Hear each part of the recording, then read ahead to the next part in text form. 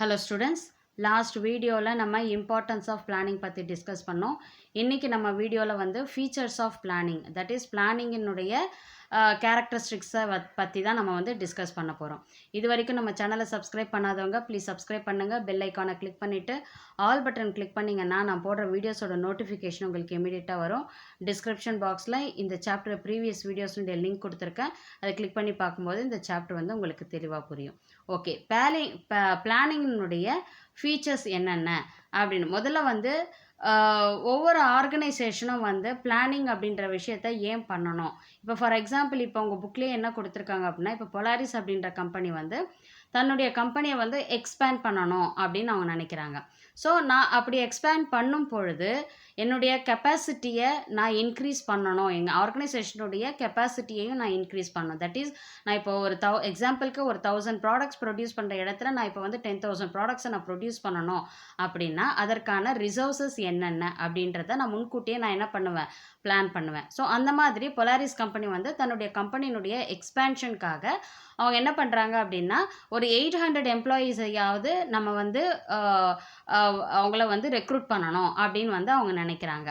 அதாவது அவங்களுடைய டார்கெட் டைமும் வந்து பார்த்திங்கன்னா 6 months தான். ஸோ ஆல்ரெடி வந்து பார்த்திங்கன்னா அவங்க கரண்ட் இயர் ஆப்ஜெக்டிவாக அவங்களுடைய பிளானில் வந்து 1500 to 2000 எம்ப்ளாயீஸை ரெக்ரூட் பண்ணணும் அப்படின்றத வந்து ஆல்ரெடி அவங்க வந்து பிளான் பண்ணியிருக்காங்க. ஸோ இப்போ என்ன ஆகுது, அதனுடைய நெசசிட்டி வரும் பொழுது அவங்க பிளான் பண்ணதும் அதே போல் அந்த நெசசிட்டியும் பார்த்திங்கன்னா ஈக்குவலாக வந்து மீட் ஆகிடுது இல்லையா. ஸோ முன்கூட்டியே ஃப்யூச்சரை ப்ரெடிக்ட் பண்ணி என்ன மாதிரியான ஆக்ஷன்ஸ் எல்லாம் நம்ம எடுக்கணும் அப்படின்றத நம்ம பிளானிங்கில் வந்து நம்ம வந்து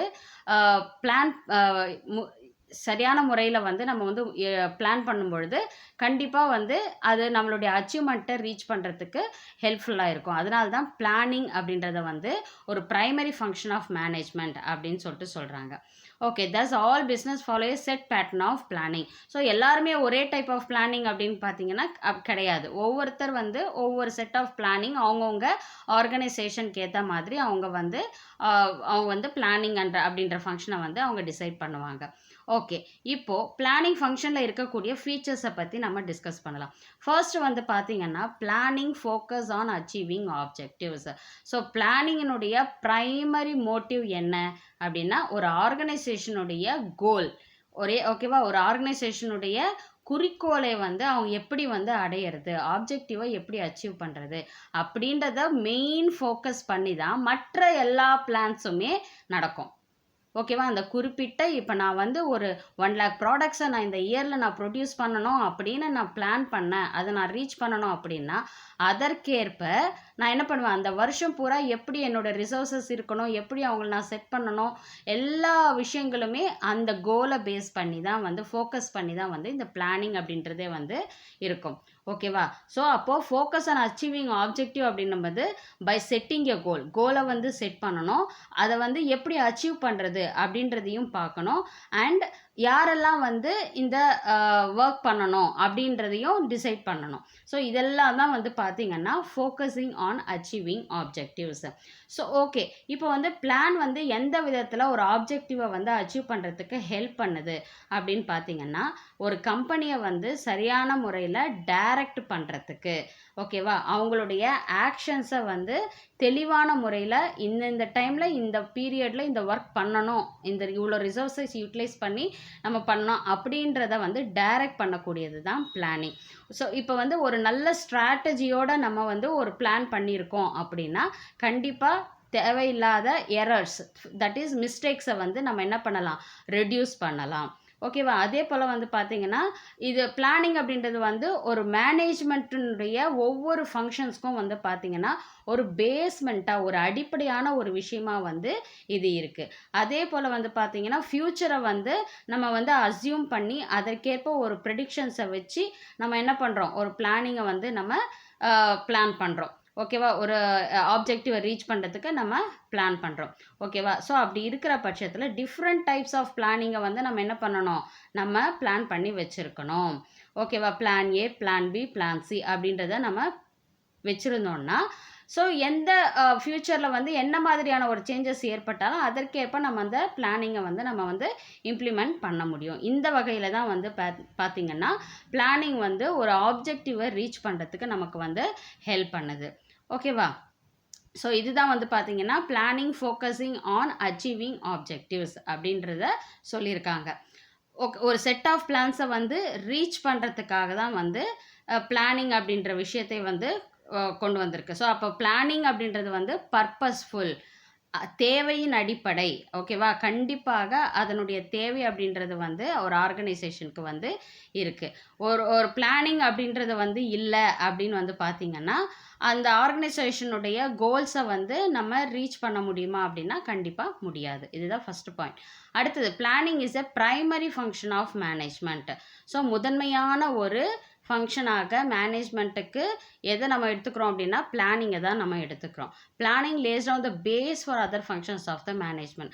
பிளானிங் தான் வந்து பார்த்திங்கன்னா அடுத்து வரக்கூடிய மேனேஜ்மெண்ட்டினுடைய ஃபங்க்ஷன்ஸ்க்கு வந்து ஒரு பேசிக்காக அமையுது. இப்போ பிளானிங், அடுத்தது ஆர்கனைசிங், கண்ட்ரோலிங், அந்த மாதிரி நிறைய ஃபங்க்ஷன்ஸ் ஆஃப் மேனேஜ்மெண்ட் வந்து இருக்குது. ஸோ இதை பேஸ் பண்ணி தான் மற்ற எல்லா ஃபங்க்ஷன்ஸுமே வந்து ஃபாலோப்பிங் வந்து இருக்குது. ஓகேவா? All the other managerial functions are performed within the framework of the plan strength.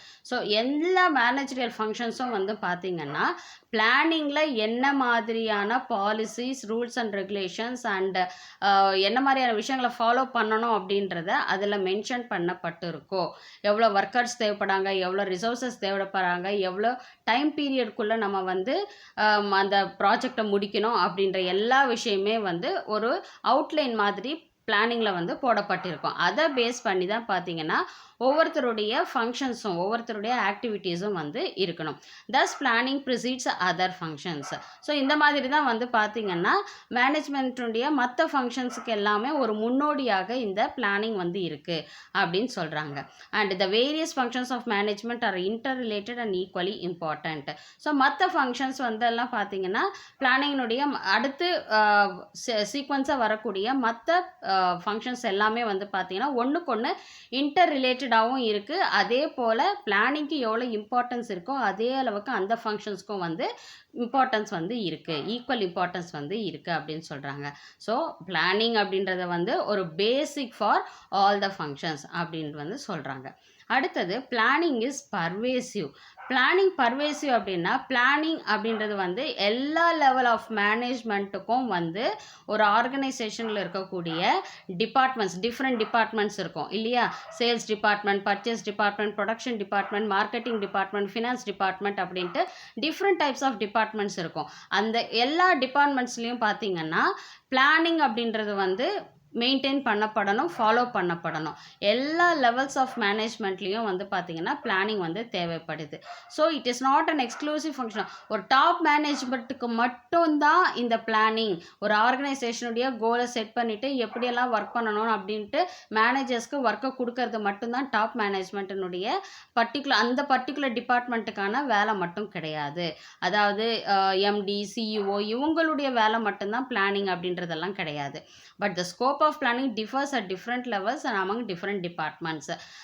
ஒவ்வொரு டிபார்ட்மெண்ட்டுக்கு ஏற்ற மாதிரி இப்போ ஒரு வேலை வந்து இப்போ டாப் மேனேஜ் வந்து இந்த ஒர்க்கை வந்து ஃபினான்ஸ் டிபார்ட்மெண்ட் வந்து கம்ப்ளீட் பண்ணணும் அப்படின்னு சொல்கிறாங்கன்னு வச்சுக்கோங்க. அப்போ ஃபினான்ஸ் டிபார்ட்மெண்ட் என்ன பண்ணுவாங்க, அவங்களுக்கான டார்கெட் கொடுக்கப்பட்டிருக்கு. அந்த டார்கெட்டை அவங்க அச்சீவ் பண்ணுறதுக்கு அவங்க ஒரு பிளான் போடுவாங்க. அப்போது டிஃப்ரெண்ட் டிபார்ட்மெண்ட்ஸ் வந்து அவங்களுக்காக கொடுக்கப்பட்டுள்ள அந்த கோல்ஸை ரீச் பண்ணுறதுக்கு, டார்கெட்டை ரீச் பண்ணுறதுக்கு அவங்க ஒரு வந்து பிளானை வந்து அவங்க போடுவாங்க. ஸோ ஆனால் அந்த பிளானும் வந்து எதை நோக்கி போகணும் அப்படின்னா ஒரு ஆர்கனைசேஷனுடைய மெயின் கோலை வந்து ரீச் பண்ணுற மாதிரி தான் அதுவும் இருக்கும். ஸோ இந்த மாதிரி வந்து ஒரு top management, middle management, low level management அப்படின்ட்டு ஒவ்வொருத்தருக்கும் வந்து பார்த்திங்கன்னா அவங்களுக்கான செட் ஆஃப் பிளானிங் வந்து கண்டிப்பாக இருக்கும். இப்போ எக்ஸாம்பிள் வந்து இப்போ டாப் லெவல் மேனேஜ்மெண்ட் வந்து பார்த்திங்கன்னா ஒரு ஆர்கனைசேஷனுடைய ஹோல் டார்கெட் என்ன, ஓகேவா, ஹோல் ஆர்கனைசேஷனுடைய டார்கெட் என்ன அப்படின்றத ஜென்ரலைஸ்டாக அவங்க வந்து ஃபிக்ஸ் பண்ணிடுவாங்க. மிடில் லெவல் மேனேஜ்மெண்ட் வந்து பார்த்திங்கன்னா அவங்க வந்து பார்த்திங்கன்னா டிபார்ட்மெண்டல் ஒவ்வொரு டிபார்ட்மெண்ட்லேயும் வந்து அவங்களுக்கு கொடுக்கப்பட்ட டார்கெட்டை எப்படி வந்து ரீச் பண்ணுறது அப்படின்னு அவங்க பிளான் பண்ணுவாங்க. லோ லெவலில் தட் இஸ் த ஒர்க்கர்ஸ் லெவலில் வந்து பார்த்திங்கன்னா டே டு டே அவங்களுடைய ஒர்க்கை வந்து எப்படி கம்ப்ளீட் பண்ணணும் அப்படின்றத அவங்க பிளான் பண்ணுவாங்க. ஸோ பிளானிங் அப்படின்றது வந்து டாப் லெவல் மேனேஜ்மெண்ட்டுக்கும் கிடையாது, எல்லா லெவல் ஆஃப் மேனேஜ்மெண்ட்டுக்கும் இருக்குது அப்படின்றத சொல்கிறது தான் பிளானிங் இஸ் பர்வேசிவ். அடுத்தது பிளானிங் இஸ் கண்டினியூஸ். பிளானிங் அப்படின்றது வந்து ஒரு கண்டினியூஸ் ப்ராசஸ். ஏன் அப்படின்னு பார்த்தீங்கன்னா இப்போ ஒரு பிளான் பண்ணுறோம் அப்படின்னா அதை வந்து நம்ம ஒரு ஸ்பெசிஃபிக் பீரியட் ஆஃப் டைமுக்கோ இல்லை மந்த்துக்கோ இல்லை இயர்க்கோ தான் நம்ம வந்து என்ன பண்ணுவோம், பிளான் பண்ணுவோம். At the end of that period there is need for a new plan to be drawn on the basis of new requirements and future conditions. Suppose நான் இப்போ ஒரு பிளான் பண்ணி என்னுடைய ஒர்க்கை வந்து நான் அந்த ஃப்ரேம் ஒர்க்கை பேஸ் பண்ணி கைட்லைன்ஸை பேஸ் பண்ணி நான் வந்து என்னுடைய ஒர்க்கை வந்து என்னோட ஆர்கனைசேஷனில் இம்ப்ளிமெண்ட் பண்ணி நான் ஒர்க் பண்ணிகிட்ருக்கேன். ஓகேவா? சப்போஸ் இன்கேஸ் அந்த 1 இயர்லேயும் எந்த விதமான என்னோட பிளானில் எந்த விதமே சேஞ்சஸ் ஏற்படுத்தக்கூடிய சூழல் இல்லாத பொழுது நான் என்னோடய பிளானையே நான் ஒர்க் அவுட் பண்ணுவேன். இன்கேஸ் ஏதாவது ஒரு மார்க்கெட்டிங் லெவல்லையோ டெக்னிக்கல் வைஸோ ஏதாவது எனக்கு வந்து சேஞ்சஸ் ஏற்பட்டிருக்கு அப்படின்னா, டெக்னிக்கல் வைஸ் சேஞ்சஸ் ஏற்பட்டிருக்கு அப்படின்னா ஆட்டோமேட்டிக்காக ஆர்கனைசேஷன் என்ன பண்ணுவாங்க, அதற்கு ஏற்ப தங்களுடைய பிளான்ஸில் சேஞ்சஸ் கொஞ்சம் வந்து அவங்க கொண்டு வருவாங்க. அப்போது அந்த பிளானிங் அப்படின்றது வந்து ஒன்ஸ் அந்த பிளானிங் வந்து பண்ணி முடித்ததுக்கப்புறம் அந்த ஃபங்க்ஷனுடைய வேலை முடிஞ்சிடுச்சு அப்படின்றதெல்லாம் கிடையாது. அந்த பிளானிங் அப்படின்றது வந்து என்னது, ஒரு கண்டினியூஸ் ப்ராசஸ். இன்கேஸ் 1 இயரில் எந்த சேஞ்சஸ் இல்லைன்னா அடுத்த வருஷம் அதுக்கு அடுத்த பிளான் வந்து போட்டுட்டு போயிட்டே இருப்பாங்க, எவ்வளோ நம்ம டார்கெட் ரீச் பண்ணணும் அப்படின்ட்டு. இன்கேஸ் இந்த 1 இயர்லேயே ஏதாவது என்விரான்மெண்டல் சேஞ்சஸ் ஏற்பட்டுச்சு அப்படின்னா கண்டிப்பாக அதற்கு ஏற்பவும் இவங்க என்ன பண்ணுவாங்க, தங்களுடைய பிளான்ஸை வந்து சேஞ்ச் பண்ணுவாங்க.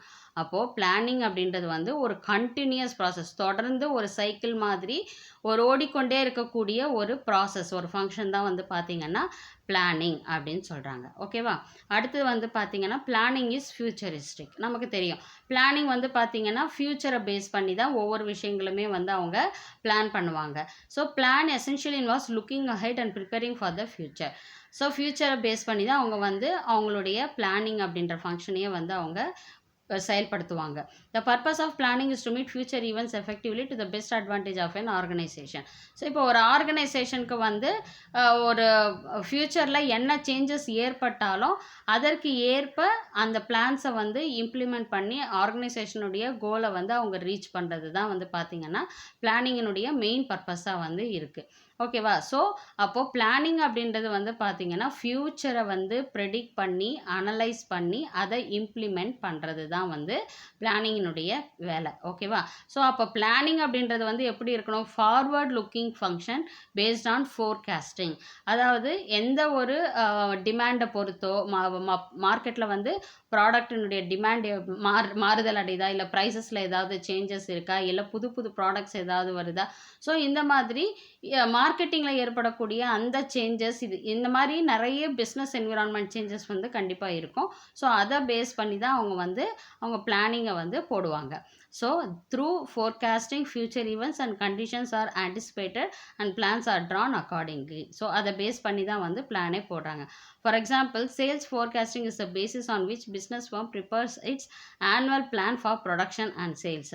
இப்போ சேல்ஸ் ஃபோர்காஸ்டிங் அப்படின்றத வந்து பார்த்திங்கன்னா என்ன பண்ணுவாங்க, பிஸ்னஸ் ஃபார்ம் வந்து முதல்ல என்ன பண்ணுவாங்க, ஒரு வருஷத்துக்கான எவ்வளோ ப்ரொடக்ஷன் நம்ம ப்ரொடியூஸ் பண்ணணும், எவ்வளோ நம்ம சேல்ஸ் பண்ணணும், அதை பேஸ் பண்ணி தான் வந்து பார்த்திங்கன்னா ஸோ எந்த அளவுக்கு நமக்கு சேல்ஸ் ஆகும் அப்படின்றதையும் அவங்க ப்ரெடிக்ட் பண்ணிட்டு தான் அவங்க ப்ராடக்டே வந்து ப்ரொடியூஸ் பண்ணுவாங்க. ஸோ பிளானிங் அப்படின்றது வந்து எதிர்காலத்தில் என்ன நடக்கும் அப்படின்றத முன்கூட்டியே நம்ம வந்து ஒரு அசம்ஷனோ ஒரு ப்ரெடிக்ஷனோ நம்ம பண்ணிவிட்டு நம்ம என்ன பண்ணுவோம், பிளானிங் பண்ணுவோம். So planning is a futuristic. அடுத்தது planning involves decision making. Okay, ஒவ்வொரு பிளானையும் பேஸ் பண்ணி தான் வந்து பார்த்திங்கன்னா முடிவுகள் வந்து எடுக்கப்படுது. ஓகேவா? ஸோ இப்போ வந்து ஒவ்வொரு பிளானிங்கும் வந்து பார்த்திங்கன்னா டிஃப்ரெண்ட் டைப்ஸ் ஆஃப் பிளான்ஸ் வந்து நம்ம ஆல்டர்னேட்டிவ் பிளான்ஸ் வந்து நம்ம க்ரியேட் பண்ணுவோம். ஸோ சிச்சுவேஷனுக்கு தகுந்த மாதிரி நம்ம என்ன பண்ணுவோம், அந்த பிளானை வந்து நம்ம இம்ப்ளிமெண்ட் பண்ணுவோம். If there is only one possible goal or a possible course of action, there is no need for planning because there is no choice. இப்போ சப்போஸ் ஒரே செட் ஆஃப் கோலை தான் நான் ரீச் பண்ண போகிறேன் அப்படின்னா எனக்கு வந்து நிறைய பிளான்ஸை நான் போடணும்னு அவசியம் கிடையாது. ஒரே பிளானை நான் இம்ப்ளிமெண்ட் பண்ணிவிட்டு போயிட்டே இருக்கலாம். The need for planning arises only when alternatives are available. In actual practice, planning presupposes the existence of alternatives. Planning thus involves through examination and evaluation of each alternative and choosing the most appropriate one. So ஃப்யூச்சரில் வந்து என்னென்ன changes ஏற்படும் இது எல்லாம் base பண்ணி தான் நம்ம என்ன பண்ணுறோம், டிஃப்ரெண்ட் டைப்ஸ் ஆஃப் பிளான்ஸை வந்து நம்ம போடுறோம். அதையும் மீறி சில பிஸ்னஸ் என்விரான்மெண்டல் சேஞ்சஸ் ஏற்படுது அப்படின்னா அதற்கேற்ற மாதிரி ஒரு பிளான்ஸையும் நம்ம சில அமெண்ட்மெண்ட்ஸ் பண்ணி நம்ம அந்த பிளான்ஸை இம்ப்ளிமெண்ட் பண்ணக்கூடிய ஒரு சூழல் தான் வந்து ஏற்படுது. ஸோ அதை பேஸ் பண்ணி தான் வந்து ஒவ்வொரு டிசிஷன்ஸையும் நம்ம எடுக்கிற மாதிரி இருக்குது அப்படின்னு சொல்கிறாங்க. ஸோ என்ன பிளான் வந்து இந்த சுச்சுவேஷனில் நம்ம எடுக்கணும் அப்படின்றத சூஸ் பண்ணுறதுக்கான ஒரு அமைப்பாக அந்த பிளானிங்ன்றது இருக்குது அப்படின்னு சொல்கிறாங்க. Planning is a mental exercise. Planning requires application of the mind involving foresight, intelligent imagination and sound judgment. It is basically an intellectual activity of thinking rather than doing, because planning determines the action to be taken. Planning அப்படின்றது வந்து பார்த்திங்கன்னா முழுக்க நம்மளுடைய mentally and skills and நாலேஜை base பண்ணி தான் வந்து இருக்குது. ஓகேவா?